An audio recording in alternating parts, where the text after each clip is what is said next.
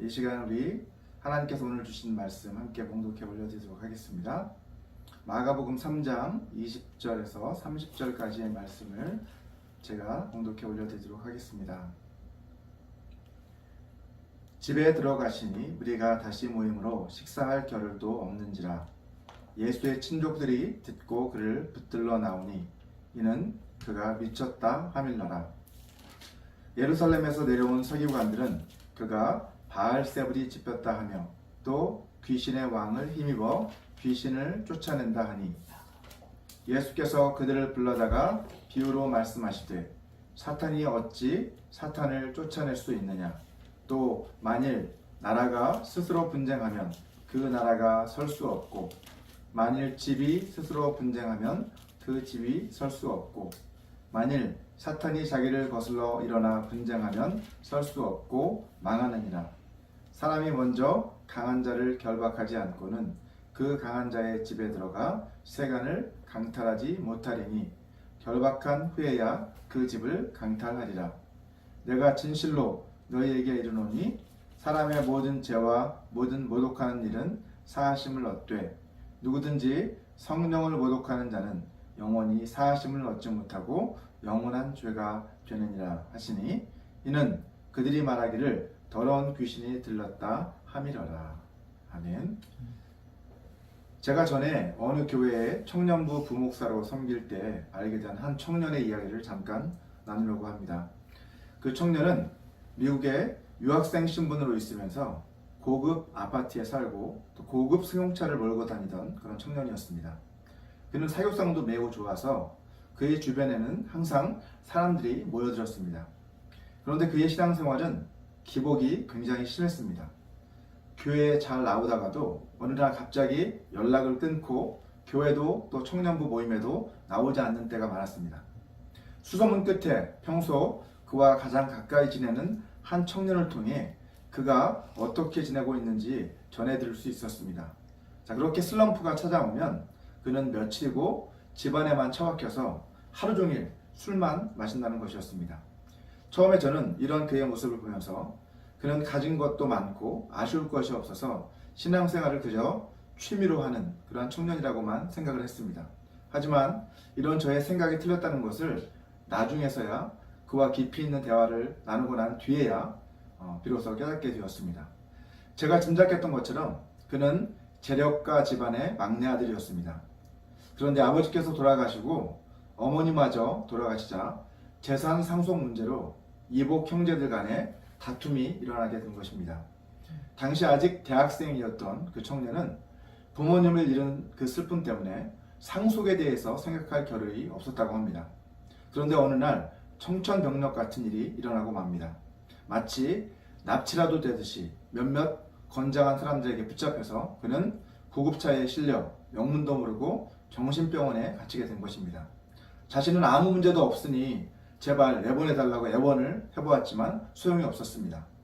그들은 외부와의 연락을 모두 완전히 차단해버리고 무슨 약인지 알 수도 없는 그런 약물을 계속해서 투여했습니다. 매일매일이 악몽과도 같은 그런 나날들이었습니다. 우여곡절 끝에 한 먼 친척의 도움으로 그는 간신히 정신병원에서 빠져나올 수 있게 되었습니다. 그리고 그는 충격적인 사실을 접하게 됩니다. 자신을 정신병원에 보내는 사람들이 바로 자기 이복 형님들이었다는 것을 알게 된 것입니다. 그들은 자기들이 상속 재산을 다 독차지하기 위해서 서로 모의를 해서 그 청년을 정신병원에 강제로 입원시켰던 것입니다. 당시에는 본인의 동의가 없어도 친족 2사람 이상의 동의가 있고 전문의의 소견서만 있으면 강제로 정신병원에 입원시킬 수 있었다고 합니다. 결국 이 청년은 가족들을 피해 미국으로 유학을 왔고 그때의 충격으로 가끔씩 우울증에 시달리고 있다는 것을 알게 되었습니다. 감사하게도 그는 이런 아픔과 상처를 신앙으로 예수님을 만나 신앙으로 잘 극복해내고 지금은 결혼을 해서 행복한 삶을 살고 있습니다. 또한 미국 대학원에서 상담 심리학을 전공해서 지금은 자신과 같은 그런 마음의 상처를 가진 사람들을 돕는 그런 심리 상담사로 섬기고 있습니다. 그런데 오늘 본문에서도 멀쩡한 사람을 정신병자로 만들어버린 그런 어이없는 사건이 오늘 본문에도 소개되고 있습니다. 그 당사자는 다름 아닌 우리 예수님이십니다.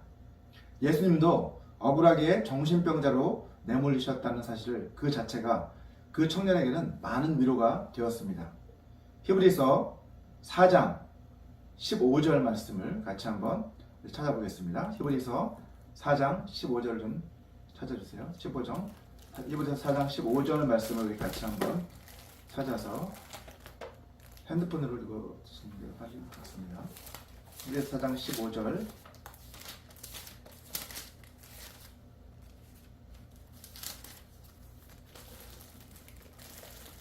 히브리서 4장 15절 같이 읽겠습니다. 4장 15절 제가 읽겠습니다. 우리에게 있는 대제사장은 우리의 연약함을 동정하지 못하실 리가 아니요 모든 일에 우리와 똑같이 시험을 받으신 이로되 죄는 없으시니라 라고 그렇게 말씀하고 있습니다. 우리 예수님께서는 우리의 대제사장이 되셔서 우리를 위해 대신 십자가에 달려 돌아가셨는데 이 땅에 계실 때 예수님께서는 우리가 겪을 수 있는 그런 모든 아픔과 고통, 그러한 고난과 그런 시련들을 우리와 같이 똑같이 다 경험을 하신 분이시라는 거예요. 우리가 예수님 앞에 나아가 하소연하지 못할 일은 없다라는 것입니다. 오늘 설교 말씀을 통해서 이러한 주님의 위로와 사랑이 우리 가운데 더 풍성하게 경험되어지는 그런 시간이 되기를 바랍니다. 예수님께서는 이 땅에 사시는 동안 사명을 감당하시기 위해서 식사할 겨를도 없으실 정도로 아주 바쁜 삶을 사셨습니다. 오늘 본문 20절 말씀을 보시면 이렇게 말씀하고 있죠. 집에 들어가시니 무리가 다시 모임으로 식사할 겨를도 없는지라 라고 그렇게 말씀하고 있어요. 얼마나 바쁘셨든지 식사할 겨를도 없을 정도로 그렇게 바쁘게 사역을 하셨다는 겁니다. 자, 여기에서 예수님이 들어가셨던 그 집은 앞서 마가복음 2장 1절에서도 말씀드렸던 것처럼 가버나움에 있었던 예수님의 집이었습니다.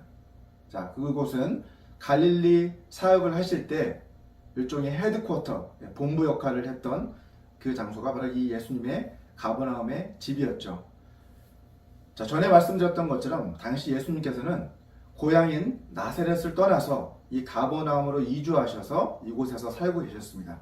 자, 그런데 어느 날 예수님이 미쳤다는 그러한 소문이 돌기 시작했습니다. 그 소문이 나사렛에 있는 예수님의 가족들에게까지 전해졌던 것입니다. 자, 그 소식을 듣고 가족들이 이제 찾아온 것이죠. 오늘 본문 21절 말씀이에요. 예수의 친족들이 듣고 그를 붙들러 나오니 이는 그가 미쳤다 하밀러라 이렇게 기록합니다. 예수님이 미쳤다라는 그 소식이 전해지니까 나사렛에서 그 소식을 듣고 가족들이 예수님을 붙잡으러 지금 찾아온 거예요. 자, 여기서 붙들러라고 번역된 이 헬라어 동사는 강제로 붙잡아 간다, 체포해 간다, 이런 뜻을 가지고 있습니다. 그러니까 예수님을 억지로라도 강제로라도 잡아다가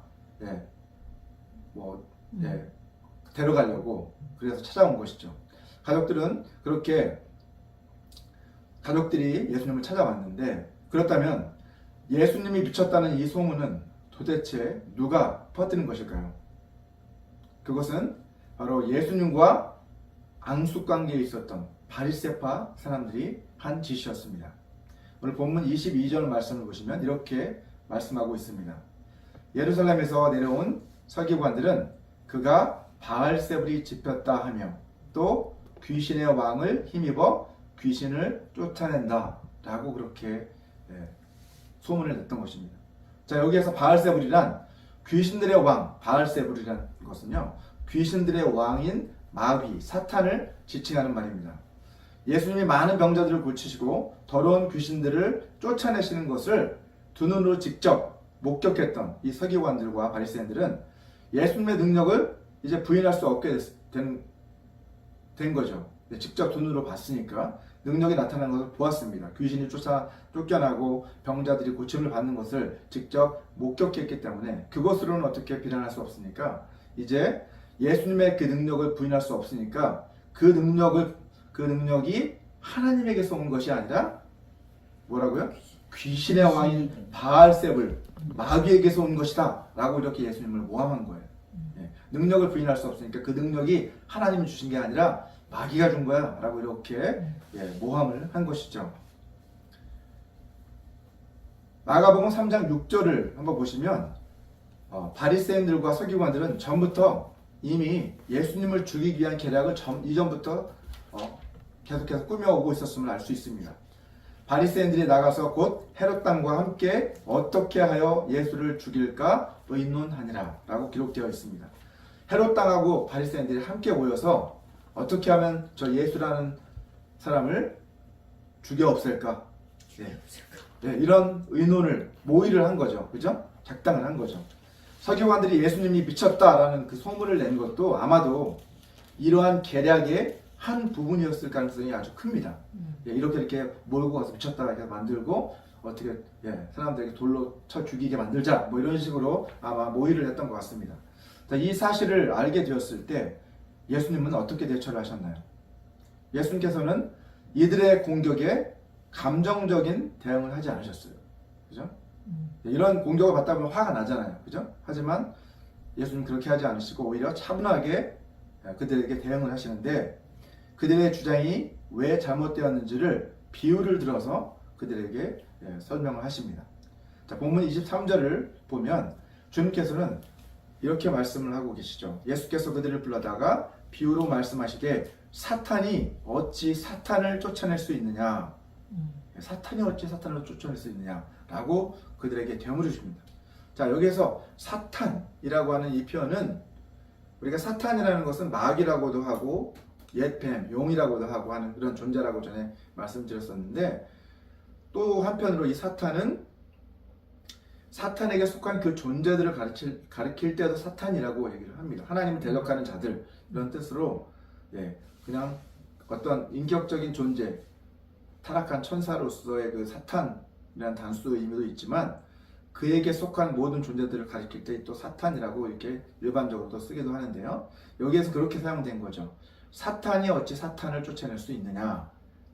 자, 예수님이 만약 사탄에게 속해 있다라고 한다면 같은 편인 귀신들을 어떻게 사탄이 이렇게 쫓아낼 수 있겠느냐? 이런 것이죠. 아무리 귀신들이 못됐더라도 자기들끼리 막 쫓아내고 이러지는 않을 거다 이런 뜻이죠. 예수님께서는 이것을 보다 확실하게 보여주기 위해서 두 가지 구체적인 예를 더 들어주십니다. 본문 24절과 25절을 보시면 예수님이 들어주신 그 예는 첫 번째 예는 만일 나라가 스스로 분쟁하면 그 나라가 설 수 없다라는 거예요. 그죠? 그 나라 안에서 서로 분란이 일어나서 분쟁이 일어나고 그러면 그 나라는 결국 망하게 된다는 거예요. 마찬가지로 두 번째로 만일 집이 스스로 분쟁하면 그 집도 설 수 없다라고 말씀하시는 거죠. 나라가 그렇게 분쟁하면 망하는 것처럼 집 역시도 집안에서 다툼이 자꾸 일어나고 서로 싸우게 되면 어떻게 돼요? 결국 집안도 갈라지게 될 수 있다는 거죠. 자, 나라도 그렇고 가정도 그렇고 내분과 다툼이 일어나게 되면 결국 멸망의 길로 갈 수밖에 없다. 깨어지는 길로 갈 수밖에 없다라고 주님은 말씀해 주세요. 자, 그러면서 이 본문 24절과 25절 그 내용을 토대로 26절의 결론을 주님은 말씀하십니다. 26절 말씀 이렇게 말씀하고 있죠. 만일 사탄이 자기를 거슬러 일어나 분쟁하면 설 수 없고 망하느니라 라고 말씀하고 있어요. 자, 사탄이 다스리는 그 나라 역시 내부적으로 분쟁이 일어나게 된다면 결국은 멸망을 할 수밖에 없다라고 말씀하시는 것이죠. 하지만 예수님께서는 이런 소극적인 자기 방어 대신에 적극적인 공세를 통해서 이제 자신이 사탄을 힘입어 귀신들을 쫓아낸 것이 아니다라는 것을 입증하시는데요. 우리 본문 27절 말씀을 같이 한번 읽어보시면요. 사람이 먼저 강한 자를 결박하지 않고는 그 강한 자의 집에 들어가 세간을 강탈하지 못하리니 결박한 후에야 그 집을 강탈하리라 라고 말씀하고 있습니다. 자, 여기에서 사람은 누구를 말하는 걸까요? 인자이신 예수 그리스도를 말하는 것입니다.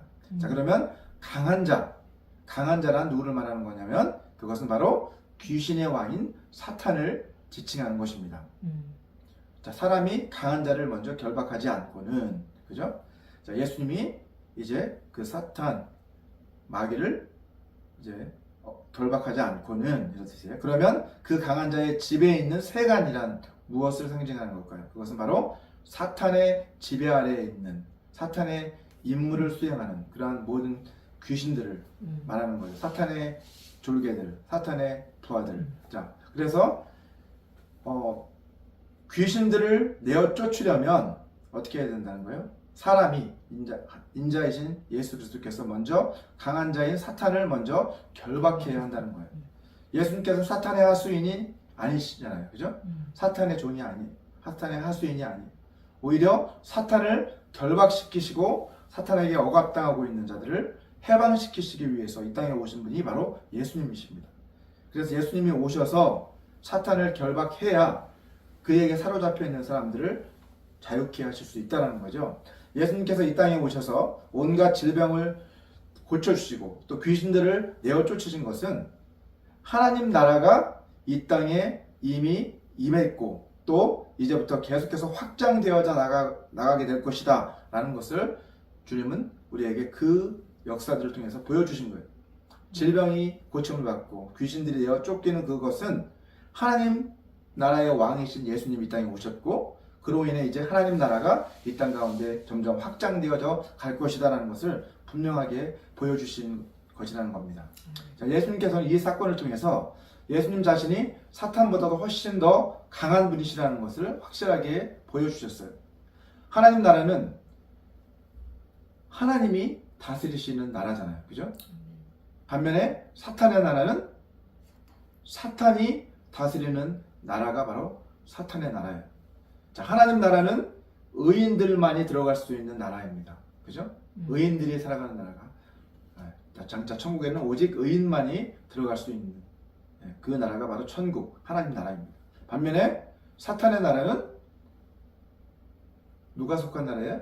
죄인들. 죄를 지은 죄인들이 속한 나라가 바로 사탄의 나라입니다. 하나님 나라는 점차 확장되어져 강대해져 가고 확장되어져 가는 나라인 반면에 사탄의 나라는 점점 더 쇠퇴해가는 멸망해가는 나라가 사탄의 나라입니다. 자, 하나님 나라는 영원한 생명, 영생, 영원한 생명을 향해 나아가고 있는 그러한 나라인 반면에 사탄의 나라는 어떤 나라예요? 영원한, 똑같이 영원하지만 영원한 멸망을 향해 나아가고 있는 나라가 바로 사탄의 나라인 것입니다. 그렇다고 해서 여러분 하나님 나라와 사탄의 나라 이 두 관계를 서로 마치 경쟁하는 두 나라의 다툼으로 그렇게 오해해서는 안 됩니다. 하나님과 사탄의 관계를 마치 악과 선, 이 악과 선의 대립도구로 어둠과 빛의 대립도구 이렇게 둘이 마치 경쟁하는 것처럼 이렇게 이해하는 것은 잘못된 거예요. 하나님과 사탄은 이렇게 사탄은 맞짱 뜰 수 있는 그런 관계가 절대로 아니라는 거예요. 왜냐하면 하나님은 모든 만물을 창조하시고 다스리시는 만왕의 왕이신 또 조물주신 반면에 사탄은 한낱 보잘것없는 타락한 피조물에 불과하기 때문입니다. 절대로 우리는 그러한 실수를 범하면 안 돼요. 하나님과 사탄이 마치 이렇게 서로 대립하고 있는 것처럼. 그래서 누가 이기느냐 막 이렇게 이게 아니라 이미 뭐예요? 승부는 결정되었다. 이미 예수 그리스도께서 승리하셨다는 것을 반드시 기억해야 합니다.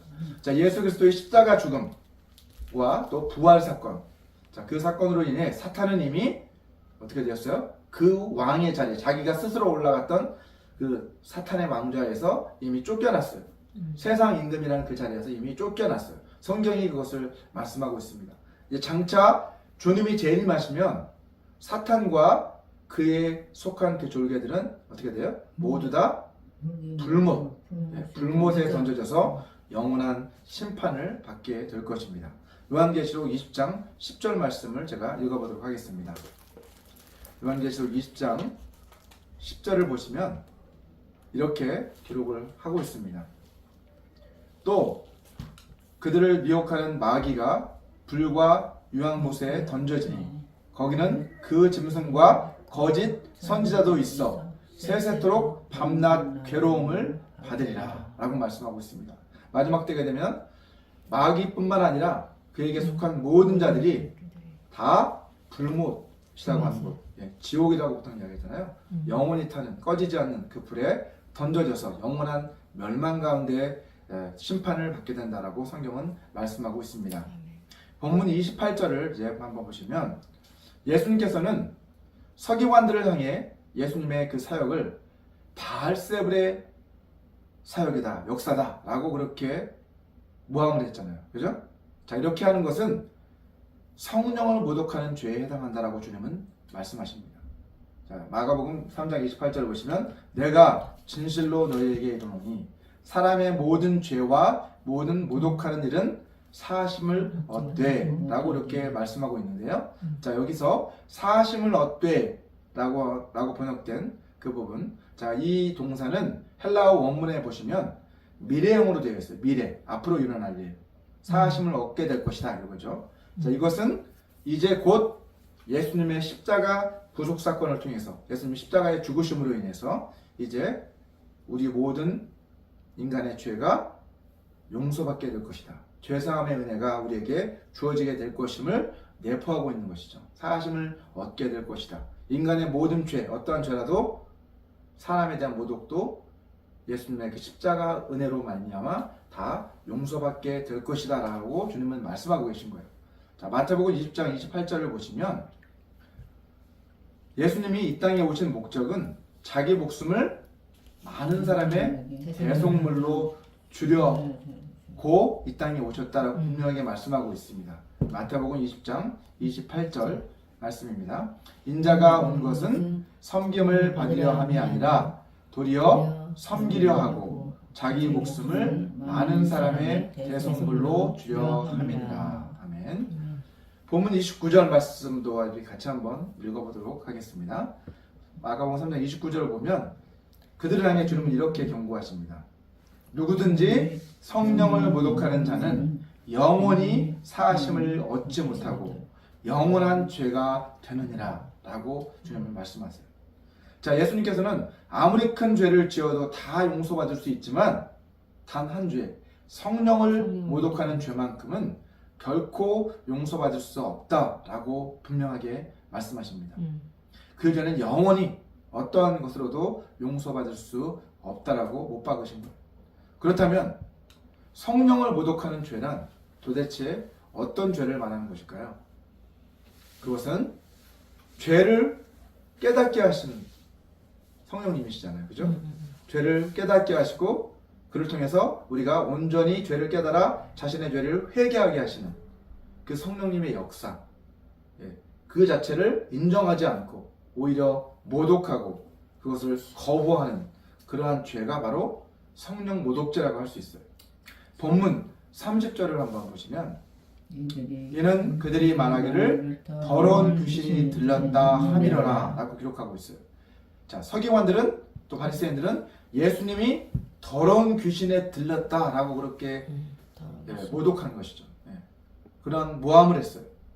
더러운 귀신에 들려서 저런 일을 하는 거야 라고 그렇게 비난했어요.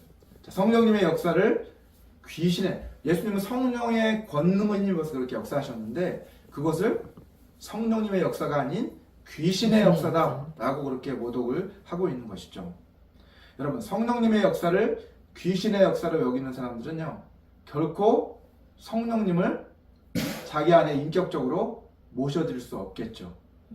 성령을 이런 식으로 성령의 역사를 귀신의 역사로 여기는데 어떻게 성령님을 인격적으로 내 안에 성령님 오시옵소서라고 이렇게 모셔드릴 수 있겠어요? 없죠. 자, 그런데 성경은 성령님을 모셔드리지 않고는, 성령님을 통하지 않고는 이 세상 어느 누구도 구원을 받을 수 없다. 예수님을 주로 시인할 수 없다 라고 분명하게 말씀하고 있습니다. 고린도전서 12장 3절 말씀을 제가 한번 읽어보도록 하겠습니다. 고린도전서 12장 3절입니다. 그러므로 내가 너희에게 알리노니 하나님의 영으로 말하는 자는 누구든지 예수를 저주할 자라 하지 아니하고 또 성령으로 아니하고는 누구든지 예수를 주시라 할 수 없느니라. 아멘. 하나님의 영이라 성령님이시잖아요. 그죠?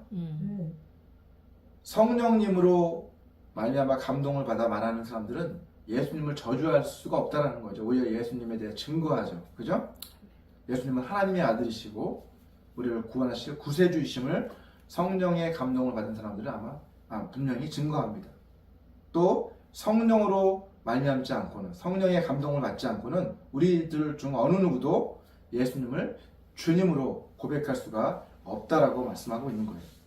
결국 성령을 모독하는 죄다라는 것은 하나님의 영이신 성령 하나님의 역사를 그 자체를 인정하지 않는 그것 자체가 성령 모독죄라고 할 수 있어요.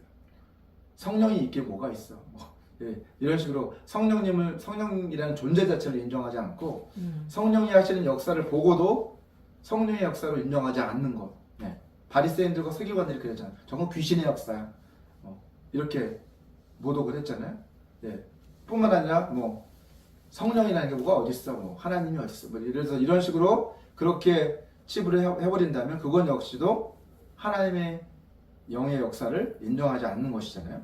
자, 이것은 결국 하나님을 믿지 않는 죄라고 할 수 있는 거죠. 성령 모독죄란 하나님을 믿지 않기 때문에 그런 말을 함부로 하게 되는 거예요. 그죠?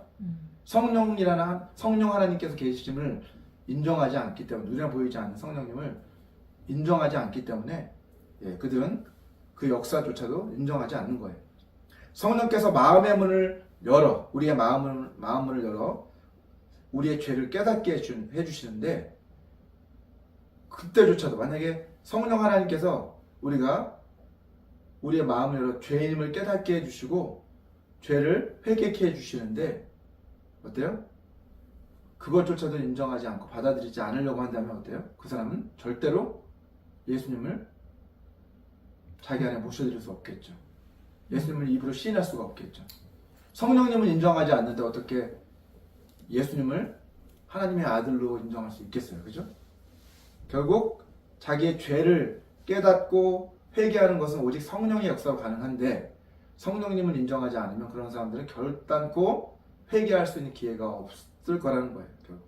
그들은 결국 그래서 예수님을 절대 용서받지 못한다는 것은 결국은 죄를 용서받는 유일한 길은 성령님의 도우심으로 우리 죄를 깨닫고 예수님의 그 대속의 은혜를 고백해서 주님을 우리 마음속에 모셔드려야 되는데, 성령님의 역사를 인정하지 않는 사람들은 그것을 할 수가 없기 때문에 결국 그들은 영원히 용서받을 수 없다라는 거예요.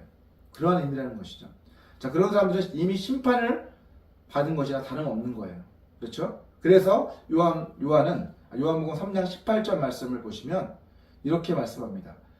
그를 믿는 자는 심판을 받지 아니하는 것이요, 믿지 아니하는 자는 하나님의 독생자의 이름을 믿지 아니하므로 벌써 심판을 받은 것이니라 라고 말씀합니다.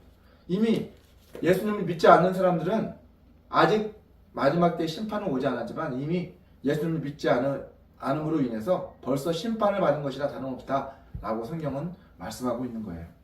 우리가 예수 그리스도를 구세주와 주인으로 인정할 수 있었던 것은요, 성령님의 역사가 있었기 때문입니다. 저와 여러분 모두가 성령님의 그 인도하심과 성령의 그 능력을 의지해서 이 땅에 하나님 나라를 세워가는 그 일에 헌신하는 충성된 일꾼들이 되시기를 주님의 이름으로 축원합니다. 아멘. 우리 이 시간 같이 오늘 메시지를 생각하시면서 잠시 기도하는 시간을 갖겠습니다. 제가 기도하고 축도로서 예배를 마치도록 하겠습니다. 하나님 아버지, 성령님의 도우심으로 하나님의 자녀가 되게 해주시고 또 하나님을 왕으로 섬기며 하나님 나라를 섬기는 하나님 나라의 백성이 되게 해주시니 감사합니다. 저희 모두가 성령의 인도하심과 성령의 능력을 의지해서 이 땅에 하나님 나라를 세워나가는 하나님의 충성된 일꾼들이 될 수 있도록 도와주시옵소서. 아멘. 지난 한 주간 우리를 지켜주시고 우리 삶의 모든 필요를 공급해 주신 그 은혜에 너무나 감사합니다. 이번 한 주의 삶도 주일만에서 우리가 동행하는 그런 삶을 살아갈 수 있도록 이끌어 주시옵소서. 감사하며 예수 그리스도의 이름으로 기도합니다. 우리 축도하겠습니다. 지금은 주 예수 그리스도의 은혜와 하나님의 사랑과 성령 하나님의 교통하심이 성령 하나님의 인도하심과 성령의 그 능력을 의지해서 이 땅에 하나님 나라를 세워나가는 충성된 하나님 나라의 일꾼들이 되기로 결단하는 모든 사람들에게 영원히 함께 하시기를 간절히 축원하옵나이다. 아멘. 아멘.